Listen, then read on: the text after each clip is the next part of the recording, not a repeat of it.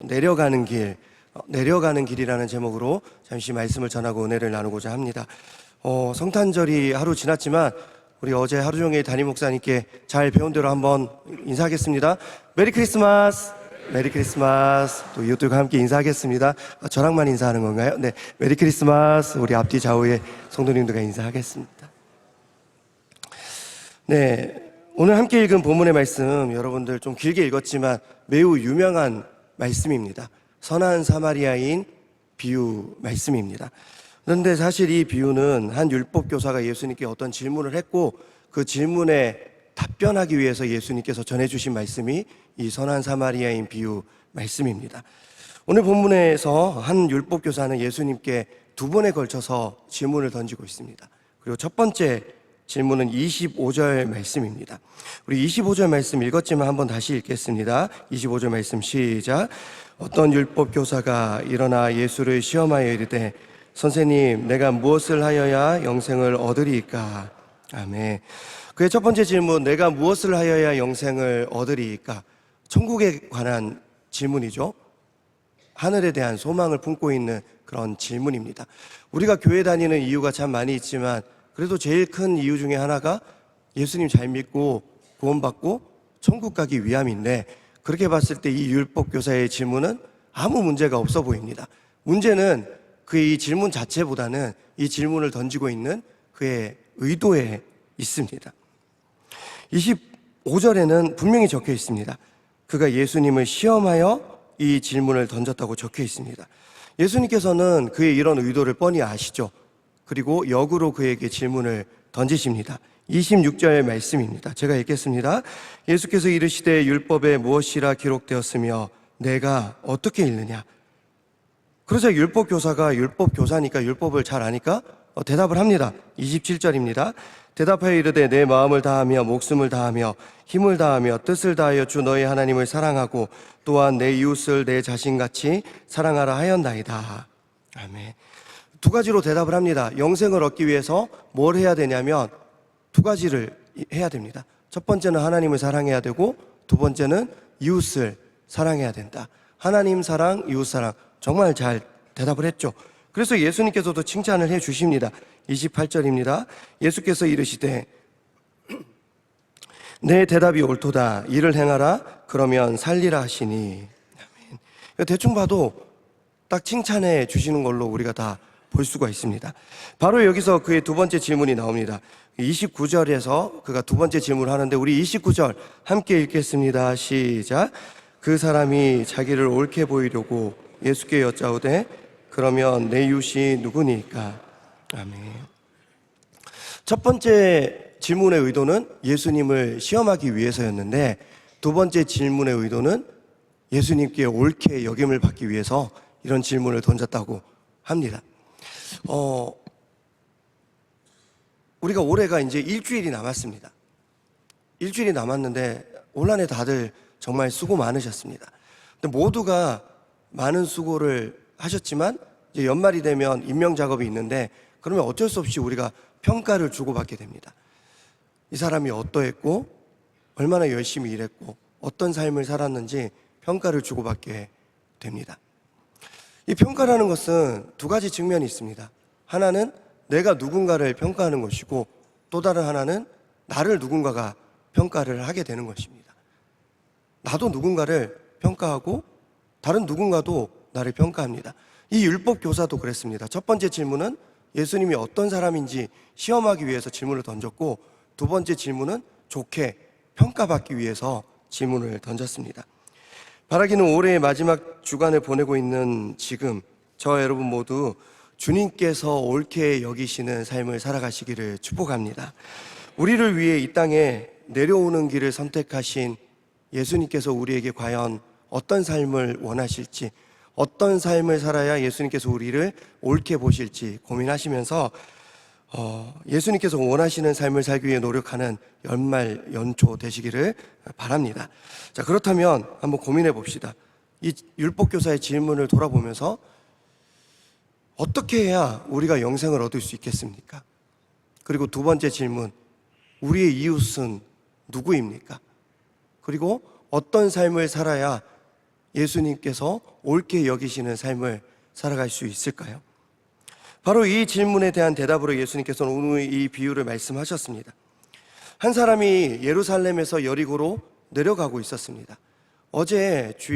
그저께 주일 설교 제목이 예루살렘에서 베들레헴까지였습니다. 담임 목사님께서는 종교의 자리, 그리고 교만의 자리 예루살렘에서 내려가서 예배의 자리, 겸손의 자리 베들레헴으로 우리가 내려갈 수 있어야 된다고 말씀해 주셨습니다. 그래서 제가 말씀을 들으면서 예루살렘에서 베들레헴까지 그 뒤에 내려가는 길이 생략되지 않았을까? 그래서 저는 오늘 설교 제목을 내려가는 길이라고 잡았습니다. 근데 실제로 이스라엘 성서 지도를 보면 예루살렘이 있으면 그 바로 아래에 베들레헴이 있습니다. 그런데 오늘 본문에 나오는 여리고는 지도상으로 보면 예루살렘보다 아래에 있는 것이 아니라 예루살렘보다 조금 위에 있습니다. 하지만 성경은 예루살렘에서 여리고로 내려간다고 그렇게 설명하고 있습니다. 여러 가지 이유가 있겠죠. 예루살렘이 고산지대이기 때문에 예루살렘에서 다른 지역 가려면 내려가야 되기도 하고, 또 그곳에 성전이 있기 때문에 내려간다고 표현을 하는 것 같습니다. 우리가 원주수양관 갈 때도 마찬가지입니다. 오늘부터 내일 모레까지 화수목 2박 3일 동안 원로 목사님께서 주관하셔서 전국에 계신 교육자님들, 목사님, 전도사님들, 천여 명의 교육자님들 모시고 비전을 위한 연합기도회를 진행을 합니다. 제가 청년대학부 사무실에 있으니까 바로 옆에 남성교회 사무실 보니까 정말 그거 준비하느라 애쓰시던데 원로 목사님 위해서 기도해 주시고, 또 전국에 계신 많은 교육자님들 은혜 받게 해달라고 기도 부탁드립니다. 근데 우리가 원주수양관 갈 때 어떻게 말합니까? 우리 원주수양관 성산으로 내려갑시다, 그렇게 말하지 않습니다. 올라갑시다라고 표현합니다. 그곳에 기도원이 있고 그곳에 우리가 하나님을 만나기 때문에 우리가 올라간다고 표현합니다. 아무튼 한 사람이 예루살렘에서 여리고로 내려가고 있었습니다. 그리고 그 내려가는 길에서 그 사람이 강도를 만나서 옷도 뺏기고 두드려 맞고 거의 죽게 되어서 버려지게 됩니다. 30절 말씀입니다. 우리 30절 말씀 함께 읽겠습니다. 시작. 예수께서 대답하여 이르시되 어떤 사람이 예루살렘에서 여리고로 내려가다가 강도를 만나매 강도들이 그 옷을 벗기고 때려 거의 죽은 것을 버리고 갔더라. 아멘. 아시다시피 이런 상황을 보고 제사장과 레위인이 그 사람을 그냥 지나쳐 버리고 갑니다. 돕지 않고 갑니다. 참 안타깝고 애석하고 아쉽게 여겨질 수 있지만 이게 정상적인 반응입니다. 우리가 길에서 우연히 마주치게 되는 만취한 노숙자 어떻게 하십니까? 이름이 뭐예요? 어쩌다 이렇게 되셨어요? 물어보십니까? 지나칩니다. 밤에 길 가다가 골목길에서 마주치는 담배 피우는 청소년 마주치면 너 이러면 어떡하니? 훈계하십니까? 지나칩니다. 그게 우리의 정상적인 반응입니다. 제사장과 레위인은 잘못한 것이 하나도 없습니다. 하지만 애석하게도 이스라엘 사람들이 개만도 못하게 여겼던 사마리아 사람 한 사람이 그 사람을 도와줍니다. 요즘 보면 개보다 못하게 여김받는 사람들이 꽤 있죠. 개를 워낙 가족처럼 여기고 사랑하고 키우니까 그렇습니다. 제가 하루는 엘리베이터 타고 내려가다가 한 1층에 도착하지 않았는데 문이 딱 열리더니 한 강아지가 엄청 짖으면서 저한테 달려오는 거예요. 제가 너무 놀랬죠. 깜짝 놀라고 있는데 저를 물 정도의 강아지는 아니었습니다. 그런데 그 주인 아주머니께서 그 강아지를 이렇게 안더니 놀랬지 하면서 그 강아지를 위로하는 겁니다. 제가 놀랬는데 그 강아지를 위로하는 모습을 보면서 그 순간에는 제가 개보다 못한 사람 취급을 받았죠. 그런데 이 당시는 아니었잖아요. 사람이 더 귀했죠. 그런데 사마리아인은 그 개보다 더 못하게 여김을 받았습니다. 그런데 그 사마리아인이 선을 행합니다. 이 이야기를 마치신 후에 예수님께서 율법교사에게 묻습니다. 36절입니다. 내 생각에는 이 세 사람 중에 누가 강도 만난 자의 이웃이 되겠느냐? 율법교사가 답을 알죠. 하지만 사마리아인이요 라고 대답하기는 싫었죠. 그래서 37절을 보면 이렇게 대답합니다. 사마리아인이요 라고 대답하지 않고 자비를 베푼 자니이다 라고 희한하게 치사하게 이렇게 돌려서 대답을 합니다. 자, 우리는 36절과 37절에 나오는 예수님과 이 율법교사의 마지막 대화의 장면을 통해서 제사장과 레위인이 왜 이 강도 만난 이웃을 돕지 않았는지 그 이유를 알 수가 있습니다. 예수님께서는 이렇게 질문하십니다. 누가 강도 만난 자의 이웃이 되겠느냐? 저는 이 질문을 좀 더 꼬아서 물어보겠습니다. 누가 강도 만난 자를 이웃으로 여기지 않았어? 똑같은 질문이지만 좀 느낌이 다르죠? 누가 강도 만난 자를 이웃으로 전혀 여기지 않았니? 여러분, 제사장과 레위인이 왜 강도 만난 사람을 돕지 않았습니까? 그들이 왜 지나쳤습니까? 그들은 강도 만난 사람을 자기 이웃으로 여기지 않았기 때문입니다. 우리가 만취한 노숙자를 왜 지나칩니까? 이웃으로 여기지 않기 때문입니다. 우리가 담배 피는 청소년을 왜 지나칩니까? 이웃으로 여기지 않기 때문입니다. 그 만취한 노숙자가 만약에 우리 친척이라면, 우리 아버지라면 그냥 지나치겠습니까? 아버지 여기서 뭐 하세요? 집에 가셔야죠. 119 부르고 난리 나겠죠. 그 만취한 청소년, 우리 가족이라면 우리는 그냥 지나치지 않습니다. 그 담배 피는 청소년, 우리 교회 중고등부 학생이라면, 내가 아는 학생이라면 지나치겠습니까? 너 여기서 뭐 하는 거야? 너 3주 동안 교회 빠졌지? 야, 너 따라와. 밥 먹었어?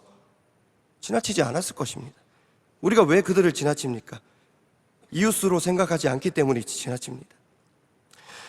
제가 오부 예배를 주로 드리는데, 오부 예배는 간혹 제가 교회 소식, 축도를 제가 마무리를 해야 될 때가 있기 때문에 교회 소식을 제가 꼼꼼히 보는 편입니다. 이제 대림절이 끝났죠? 12월 한 달 대림절로 지내면서 제가 12월 한 달 교회 소식을 꼼꼼히 다시 한번 살펴봤습니다. 12월 3일 교회 소식입니다. 예수 그리스도의 탄생을 기다리는 대림절 첫째 주일입니다. 약속대로 이 땅에 참 빛으로 오신 예수님을 기다리며 기쁨의 소식을 이웃들과 나누는 기간이 되시기 바랍니다. 12월 12일 소식입니다. 예수님의 오심을 기다리는 대림절 둘째 주일입니다. 한 주간 우리를 향하신 예수님의 사랑을 깊이 묵상하시며 받은 사랑을 이웃에게 나누는 시간이 되시기 바랍니다. 12월 17일부터는 러빙 축제 광고가 시작되었습니다. 믿지 않는 이웃과 가족들을 전도하고 오랫동안 교회에 나오지 못한 영혼들을 다시 교회로 인도하여 예수님과의 복된 만남을 시작하는 일에 참여해 주시기 바랍니다. 그리고 그저께 12월 24일입니다. 대림절 및 성탄절을 맞이하여 강동구 인근 지역 아동센터, 아동자치센터 등 46개의 기관에 사랑의 케이크를 전달하였습니다. 소외되고 어려운 곳에도 성탄의 은혜가 넘치길 소망합니다. 12월 한 달 동안 우리 교회는 단 한 주도 빠짐없이 이웃을 향한 사랑을 실천하라고 온 교회 성도들에게 권면하고 호소하고 가르쳤습니다. 예수님의 생일이고 예수님의 탄생일인데 이 크리스마스를 준비하면서 우리는 계속해서 이웃 사랑을 강조하였습니다. 전 세계 그 어떤 종교도 그 창시자나 지도자의 생일을 이웃 사랑을 위해서 할애하고 사용하는 경우는 없습니다. 오직 예수님의 생일만 그 생일을 준비하면서 이웃 사랑을 위해서 이 생일을 보냅니다. 율법 교사는 옳게 여김을 받기 위해서 자신 있게 묻습니다. 내 이웃이 누굽니까? 그는 칭찬받을 줄 알았나 봅니다. 나 정도면 이웃 사랑을 실천하고 있지.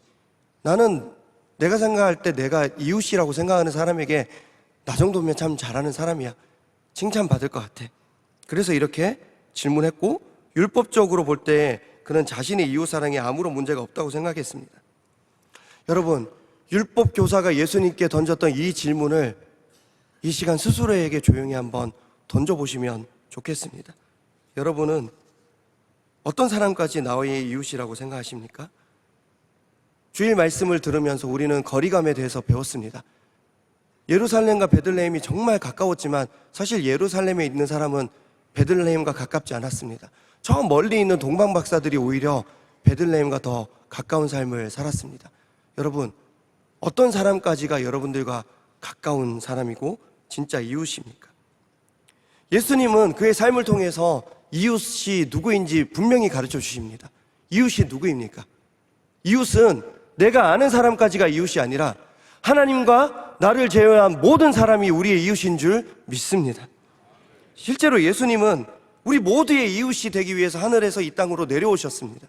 그리고 온 세상의 구세주가 되시기 위해서 이 땅으로 내려오는 길을 선택하셨습니다. 성탄절을 보내고 러빙 축제를 앞두고 있는 우리 모두입니다. 이 기간에 이웃의 지경이 더욱더 넓어지는 은혜가 우리 모두에게 있기를 소망합니다. 이제 한 꼭지만 더 다루고 말씀을 맺겠습니다. 제가 오늘 설교 도중에도 언급했지만 오늘 본문에서 이들은 예루살렘에서 여리고로 내려오다가 이런 에피소드를 함께 겪게 됩니다. 30절에는 이 사람이 예루살렘에서 여리고로 내려가다가 강도를 만났다고 말하고 있고요. 31절에서 한 제사장도 내려가다가 라고 나와 있습니다. 자, 무슨 말이냐? 그들은 예배를 드리기 위해서 예루살렘으로 올라가는 길이 아니었습니다. 예루살렘에서 예배를 다 드리고 내려가는 길이었습니다. 세상으로 돌아가든지 집으로 돌아가든지 예배당 밖으로 나와서 내려가는 길이었습니다. 그리고 그 내려가는 길에서 강도 만난 사람을 지나쳤습니다. 그리고 이 비유를 통해서 우리 주님께서는 우리에게 요청하십니다. 얘들아, 예루살렘에서만 이웃사랑을 전하지 말고 교회에서뿐만 아니라 특정 이웃뿐만 아니라 예배를 다 끝내고 집으로 내려가는 길에서도 그 누구에게라도 선을 실천하고 이웃사랑을 전해줘. 그게 내가 옳게 여기는 삶이고 내가 이 땅에 내려왔던 이유야. 너희도 나처럼 살아줘. 사실 오늘 이 말씀은 지난 8월에 있었던 청년부 학예수련회 다 마치고 폐회 예배 때 제가 이 본문으로 말씀을 전했습니다. 물론 그때보다 굉장히 지금 짧게 전하고 있지만 그때 이 본문입니다. 올해 학예수련회 때는 원주 수양관 인근 지역의 교회들과 주민들을 돕는 사역을 진행했습니다. 그래서 벽화도 그려주고 할머니들, 독거노인들 집에 방문해서 불 안 켜지는 등 다 갈아주고, 그리고 목양실이 페인트 칠이 안 돼 있으면 시골교회 목사님들 목양실 다 페인트 칠 도배해주고, 그렇게 2박 3일 가운데 둘째 날을 온종일 그렇게 보냈습니다. 이웃사랑이라는 목적을 가지고 진행했던 모든 수련회 일정을 마무리하고 이제 내려가는 길에 있는 폐회 예배를 앞두고 저는 어떤 말씀을 전할까 고민하다가 이 본문으로 말씀을 전했습니다. 그런데 저는 이번에는 특별하게 말씀을 준비하고 준비된 자세로 단에 올라가기 전에 1시간 반 동안 예배당 앞에서 거지 분장을 하고 아무도 저를 못 알아보게 먼지를 묻히고 찢어진 옷을 입고 모자를 덮어 쓰고 깡통을 앞에 하나 놓고 1시간 반 동안 그 땡볕에서 국어를 하다가 설교하러 올라갔습니다. 이웃사랑을 2박 3일 동안 실천했잖아요. 그리고 계속해서 그런 주제의 말씀을 들었으니까 폐회 예배 앞두고 본당 앞에 있는 그 한 거지를 우리 청년들이 좀 도와주겠지, 그런 마음으로 1시간 반 동안 앉아 있었습니다. 그런데 놀랍게도 수백 명의 청년들이 그냥 지나쳐 갔습니다. 그래도 도와준 청년들이 있죠. 한 5명 그 깡통 안에 돈을 넣어주고 초코파이 같은 거 넣어줬습니다. 근데 대부분의 청년들은 거지 분장을 하고 있던 저를 보고 피해서 지나갔습니다. 처음에는 나 들키면 어떡하지 하는 마음으로 조마조마하면서 지냈는데 1시간 반 동안 거의 대부분의 청년들이 저를 몰라보는 걸 보면서 많은 소외감과 함께 외로움, 비참한 심경을 느꼈습니다. 저도 약간 이벤트성으로 그렇게 준비했지만 제가 그런 감정에 휩싸이게 될 줄 전혀 예측하지 못했습니다. 수련회 내내 제가 지나가면 청년들이 목사님 저랑도 사진 찍어주세요.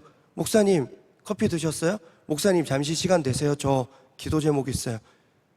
2박 3일 내내 청년들은 저를 보면 목사님 잠시만 저랑 이웃이 되어 주시겠어요? 그렇게 요청하였습니다.